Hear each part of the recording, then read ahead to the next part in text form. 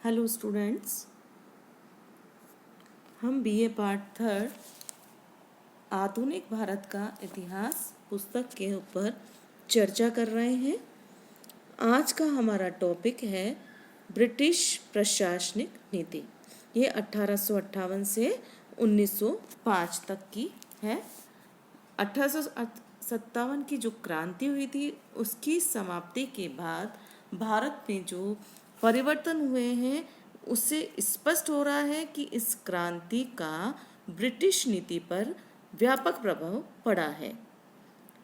अब 1858 से 1880 के बीच जो परिवर्तन हुए हैं उनको हम देखेंगे इस वीडियो के माध्यम से। पहला था पॉइंट हमारा सैनिक प्रशासन। 1857 की क्रांति के पूर्व भारत में अंग्रेजी सेना के दो भाग थे। एक तो कंपनी रेजिमेंट और उसमें सभी सैनिक जो थे भारतीय थे और अधिकारी थे वो अंग्रेज थे। दूसरी थी क्वीन रेजिमेंट। आप अच्छे से सुन लें। पहली थी कंपनी रेजिमेंट जिसमें सभी सैनिक भारतीय थे। दूसरी थी क्वीन रेजिमेंट जिसमें सभी सैनिक व अधिकारी अंग्रेज थे। ठीक है, दो रेजिमेंट, दो सेना के भाग, अंग्रेज सेना के दो भाग। ठीक है, अब क्वीन रेजिमेंट के सैनिकों को वेतन व अन्य सुविधाएं कंपनी रेजिमेंट से अधिक प्राप्त थी। क्वीन रेजिमेंट कौन सी थी? जिसमें सभी अधिकारी थे, तो उनकी जो सुविधाएं थी या जो उनका वेतन था वह कंपनी रेजिमेंट से ज़्यादा थी।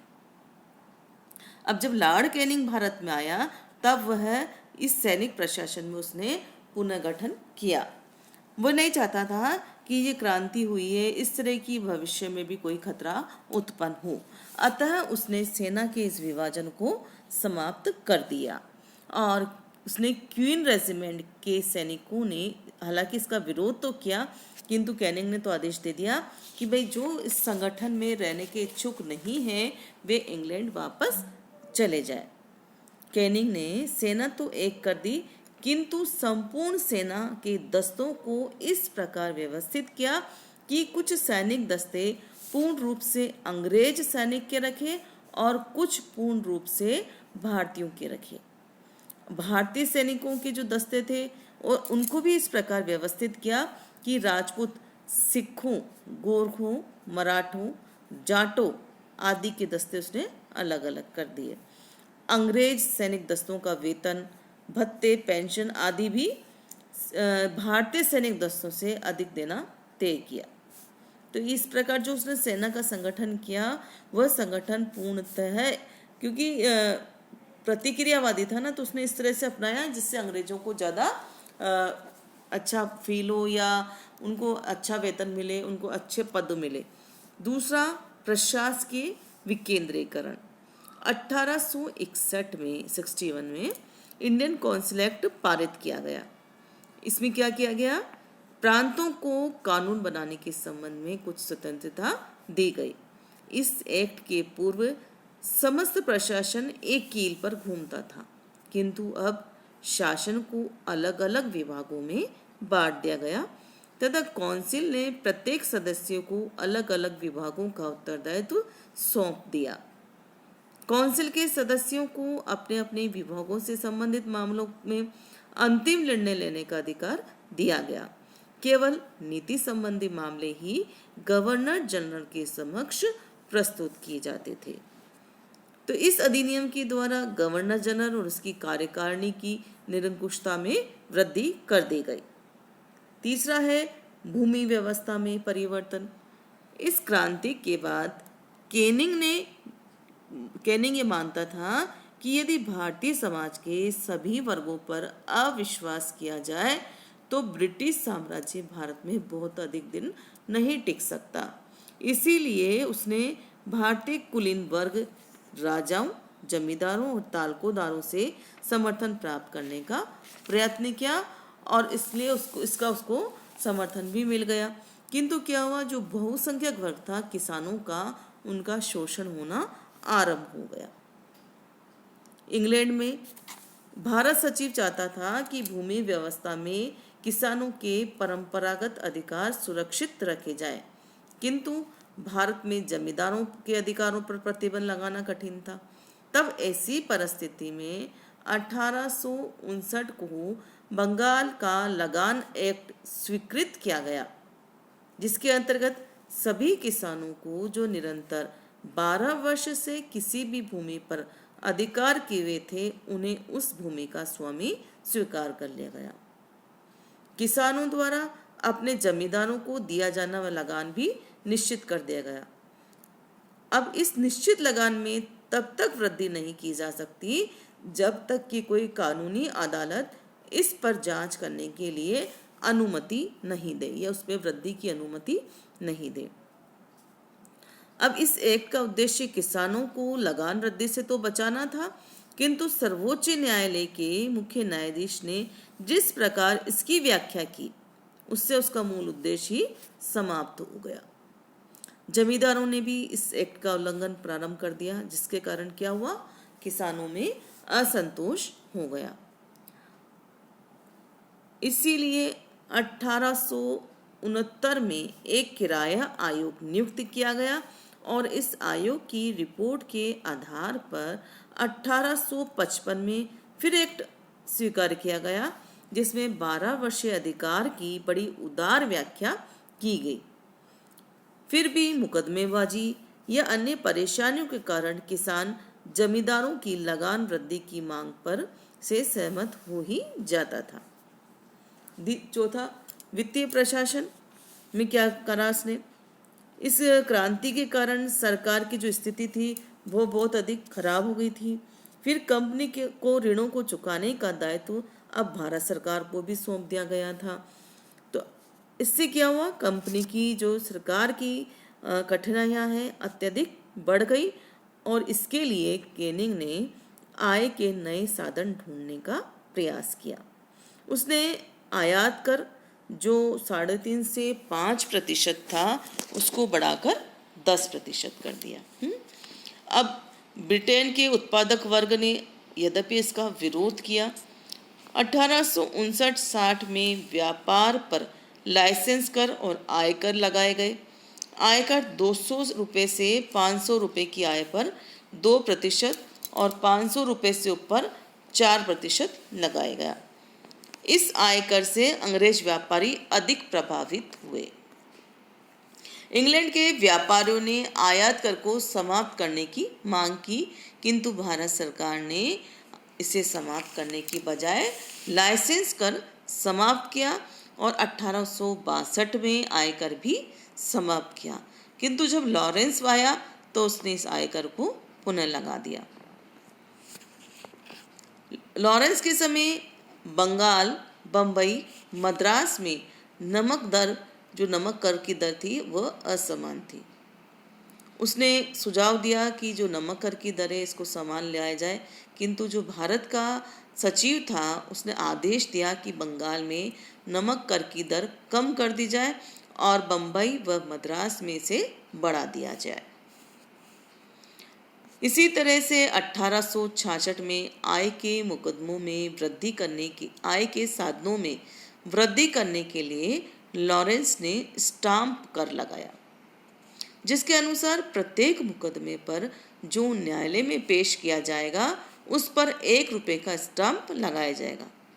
1000 रुपये के मुकदमे पर 10% के हिसाब से स्टाम्प लगाए जाएंगे। 1833 के इस चार्टर एक्ट के द्वारा वित्त का केंद्रीकरण कर दिया गया था, किंतु अब प्रांतीय सरकारें भी इससे मुक्त होना चाहती थी और तब 1870 में लॉर्ड मेयो ने रिचर्ड टेम्पल और स्ट्रेची की सहायता से वित्त का विकेंद्रीकरण कर दिया। कुछ विशेष विभागों में प्रशासन और राजस्व का दायित्व प्रांतीय सरकार को सौंप दिया। 5वां पॉइंट है हमारा भारतीय नागरिक सेवा। 1854 में मेकाले समिति की सिफारिश के अनुसार 1855 में प्रतियोगिता परीक्षा आरंभ की गई। ये प्रतियोगिता परीक्षा 1855 के अधिनियम में सम्मिलित कर ली गई और इसके अनुसार भारत सचिव को सेवाओं में भर्ती करने का अधिकार प्राप्त हुआ। ये परीक्षाएं लंदन में होती थी और इसकी जो अधिकतम आयु थी भर्ती की वो थी 23। अब कैनिंग ने क्या करा, इस आयु को 22 वर्ष कर दी। 1864 में इस आयु को पुनः घटाकर 21 वर्ष कर दी और लिंटन के काल में 1876 में भर्ती के लिए अधिकतम आयु 19 और न्यूनतम आयु 17 वर्ष कर दी गई। इसका क्या परिणाम हुआ आयु घटाने का, कि व्यावहारिक रूप से अब भारतीयों के लिए सेवाओं में प्रवेश करना असंभव हो गया, क्योंकि भारत जैसा देश जहाँ ज़्यादा अंग्रेजी नहीं जानते थे लोग वक्त, तो वहाँ 19 वर्ष की आयु में स्नातक की डिग्री प्राप्त करना कठिन हो गया। और यदि वो डिग्री प्राप्त भी कर लेता है तो लंदन जाकर प्रतियोगिता परीक्षा में सम्मिलित होना एक साधारण भारतीय के लिए असंभव ही था। स्पष्ट हो रहा था इससे कि आयु सीमा घटाने में ब्रिटिश सरकार बेईमानी कर रही है। 19वीं शताब्दी की प्रशासन में दो प्रकार की सेवाएं थी, एक तो संविदावत थी और दूसरी असंविदावत। संविदावत सेवाओं में जो कर्मचारी थे उनको एक संविदा पर हस्ताक्षर करने पड़ते थे और वे पूर्ण निष्ठा व ईमानदारी से कार्य करेंगी। संविदावत सेवाओं की भर्ती लंदन में होती थी और इन सेवाओं में केवल अंग्रेज ही होते थे। असंविदावत सेवाओं की भर्ती भारत में की जाती थी, उन्हें किसी भी उस पर संविदा पर हस्ताक्षर नहीं करने पड़ते थे और ये सेवाएं अस्थायी होती थी और 90% पदों का वेतन 300 पाउंड वार्षिक से भी कम होता था। 1870 में एक अधिनियम द्वारा एक और प्रकार की सेवा का सृजन किया गया जिसे सांविधिक सिविल सेवा कहा जाता था और इन सेवाओं में केवल भारतीयों को ही नियुक्त किया जाता था। इसका उद्देश्य क्या था, कुलीन परिवार के जो युवक थे उनको सरकारी सेवाओं में आकृष्ट करना था। छठा हमारा पॉइंट है प्रजातीय विभेद नीति। अंग्रेजों ने प्रजातीय विभेद नीति को न्याय प्रशासन में अधिक लागू किया। किसी भी भारतीय जज को अंग्रेजों के मुकदमे सुनने का अधिकार नहीं था। न्यायालयों में न्याय भी अन्यायपूर्ण था, जिनकी व्याख्याएं तात्कालिक समाचार पत्रों से हमें मिलती है। भारतीयों पर अंग्रेज द्वारा भीषण अत्याचार करने पर भी उन्हें किसी भी प्रकार का दंड नहीं दिया जाता था और यदि किसी विवशता पूर्वक उन्हें दंड भी देना पड़े तो वो केवल हल्का सा जुर्माना ही करते थे।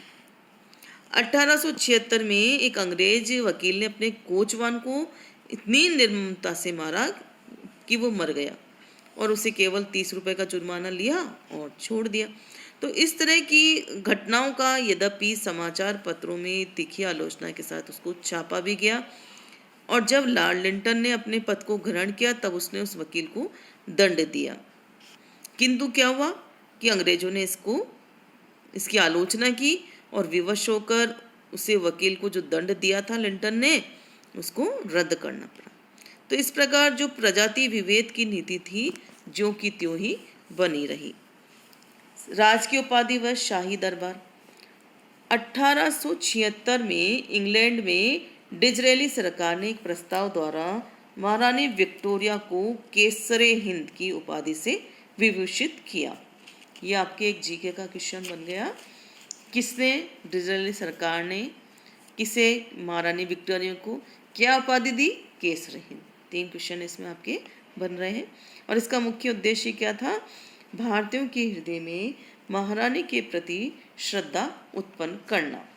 और इसके लिए लॉर्ड लिंटन ने दिल्ली में एक शानदार शाही दरबार का आयोजन किया जिसमें सभी भारतीय नरेशों को उसने आमंत्रित किया। भारतीय नरेशों के दरबार में लिंटन ने महारानी विक्टोरिया के द्वारा केसरे हिंद की उपाधि धारण करने की घोषणा की। ये दरबार उस समय आयोजित किया गया था जब बंगाल में अकाल हुआ था और लिंटन ने क्या करा, लाखों रुपए केवल शाही दरबार पर प्रदर्शन करने में खर्च कर दिए और हमारे जो भारतीय थे, लाखों भारतीय, वे भूख से तड़प तड़प कर मर रहे थे। इसकी भी आलोचना की गई, किंतु लिंटन ने क्या कहा कि शाही दरबार से भारतीय नरेश इंग्लैंड की महारानी की भक्त और इंग्लैंड की सैन्य शक्ति के उपासक बन गए हैं। शस्त्र अधिनियम 1878 के पूर्व भारतीयों को निजी संपत्ति और कृषि की सुरक्षा के लिए शस्त्र रखने की सुविधा प्राप्त थी। भारत के अधिकांश प्रांतों में डकैतियों की संख्या में भी वृद्धि हो रही थी और जंगली जानवरों का जो बोलबाला था या उनका जंगली जानवरों से न केवल कृषि को हानि हो रही थी बल्कि जनहानि भी हो रही थी। तो इन परिस्थितियों में शस्त्र रखना आवश्यक था। किंतु 14 मार्च 1878 को केंद्रीय काउंसिल ने एक शस्त्र अधिनियम पास किया। बिना लाइसेंस शस्त्र रखने पर रोक लगा दी और सभी प्रकार के शस्त्रों के आयात पर भी रोक लगा दी। जनवरी 1879 में लिंटन ने एक आदेश प्रसारित कर समस्त यूरोपियनों, जमींदारों, राजकीय उपाधि प्राप्त व्यक्तियों तथा नगरपालिकाओं के स्वामिभक्त सदस्यों को इस एक्ट से मुक्त कर दिया। इस आदेश द्वारा लिंटन ने न केवल प्रजाति विभेद की नीति को बढ़ावा दिया बल्कि भारतीय के बीच विभेद की नीति को भी बढ़ावा दिया। वास्तव में ब्रिटिश सरकार को भारतीयों पर भरोसा ही नहीं था और इस अधिनियम द्वारा लिंटन के आदेश द्वारा सामान्य जनता को निशस्त्र कर दिया गया।